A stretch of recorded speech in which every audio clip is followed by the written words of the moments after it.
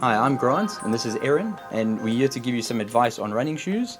The first thing we're going to look at is the difference between a road shoe and a trail shoe. Firstly, there's always a lot more grip and traction, which gives you confidence and prevents you from slipping on loose surfaces. Secondly, a trail shoe always has a lot more protection, which prevents rocks and sharp objects from penetrating and bruising the underfoot. Thirdly, your trail shoe is a lot more rugged, which will make it last a lot longer and give it a lot more life on tough, hard terrain. The next thing we're going to look at is the difference between your hard ground and soft ground trail shoes. Your soft ground trail shoes have very, very big, prominent lugs, big space between them. We don't have mud getting caught in there. They're great for grass and slippery, muddy terrain. Then we have a shoe like the Eyssen Pro over here with very close, fine lugs, much better on your hard, compact surfaces, will last a lot longer. And those are your two main differences between hard ground and soft ground trail shoes. So next we're going to look at sort of the difference between the amount of cushioning in a shoe as well as what people are talking about, the heel to toe offset. A heel to toe offset means that the shoe is actually flatter in profile, has less cushioning and is generally lighter weight and more flexible. This is generally aimed at a faster runner or a runner who has a more natural, efficient running style. There are other shoes that have a lot more cushioning. They tend to have a higher heel or a higher heel to toe drop.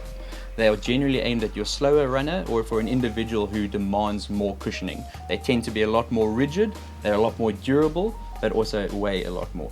Something to possibly look for, at least inquire about in a trail shoe, is whether or not that product has a rock plate. If you're running on rocky or uneven terrain with very sort of sharp surfaces, it might be worth looking at something with a rock plate that provides protection and stops sharp objects from pushing through the shoe.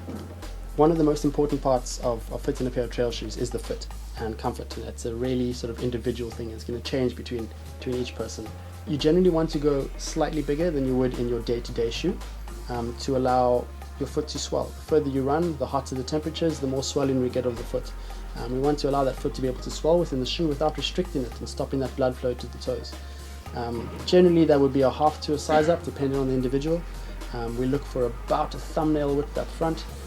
That's keeping us clear of the toe box, which is really hard and can hurt the toes.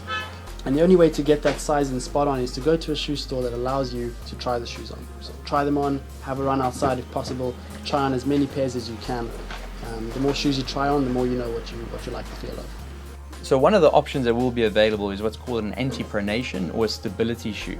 Now, an anti-pronation or stability shoe features a wedge on the inside made out of a firmer material, which is designed to prevent the ankle from rolling excessively when running. Now, this option is also available in trail shoes. However, pronation is only ever relevant when you're running in a repetitive straight line. When you're running on an undulating surface where the terrain varies, it can actually be of sort of no value at all. As a beginner, if you've been running out in an anti-pronation road shoe, it's definitely a safer option to stay in an anti-pronation trail shoe. However, be very, very wary about when people tell you to change their running style, because the terrain that you're running on will be the defining factor as to what sort of shoe would be best for you. Other features that you should be looking for in your actual trail shoe purchase are things like this. This shoe has a completely heat bonded upper. There's no stitching and there's no seams. That definitely makes the shoe a lot more comfortable and a lot less chance of chafing and irritation. The product also features what's called a gusseted tongue, which is a device that prevents dirt and debris from actually entering the shoe from the side and causing an uncomfortable fit and feel. The shoe also has quick tie lacing, which allows the actual foot to move in the shoe without causing hot spots and irritation.